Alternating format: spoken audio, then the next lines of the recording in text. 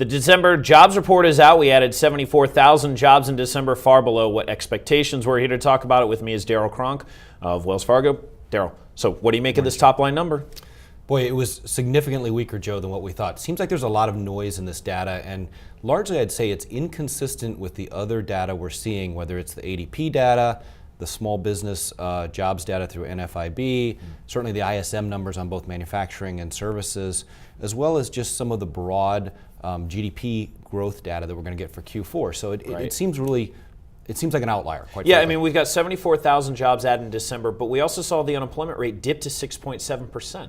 Yeah, that's a big move down, especially I saw the labor force participation tick down 0.2%. So some of that is in the 0.3 tick down in the unemployment rate. But keep in mind, we lowered unemployment from 7.3% in November in October to 7% in November, and now against 6.7. So 0.6 in 2 months' time. That's a big move in the unemployment rate. Yeah, it's a huge jump. I mean, if you're to look at the graph that the Bureau of Labor Statistics has on its website, to see that kind of drop in that many months, and you compare it to the previous 5 years, it's kind of a total outlier. But let's jump over. Yeah. Federal Reserve tapering already happening. Yes.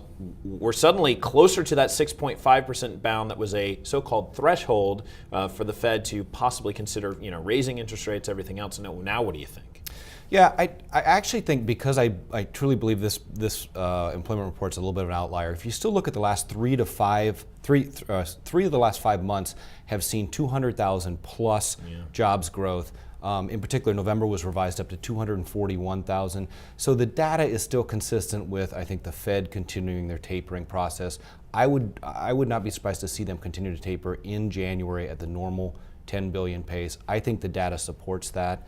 And I think that's probably what we'll see. Right, and I wonder, do you think tapering will end in 2014, or are you less less in that category and more in another? No, I think the Fed really does want to make this a gradual process. If you use just a simple straight line 10 billion a month, it takes us out of tapering, given when the Fed meetings are by about October. So I think unless we see really the economic data materially slow, which I don't expect. Matter of fact, if we look at the economic data outside of this one jobs report, all of it suggests risk to the upside for growth as we head into 14 here. And so I think that keeps the Fed at the tapering table and allows Janet Yellen and the rest of the Fed governors to exit this extraordinary monetary policy. So finally, with your risk to the upside, futures did dip back to the flat line. What do you think this means for the stock market? Yeah, I think the stock market will have a little bit of a Pavlovian response here, right? I mean, the jobs report wasn't what we wanted to see. It didn't suggest this, wonderful, bountiful growth in the market.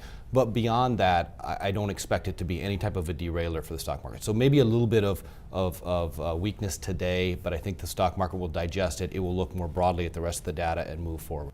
Thanks so much for being here, Darrell. My pleasure, Joe. Nice to be here. For TheStreet, I'm Joe Deaux.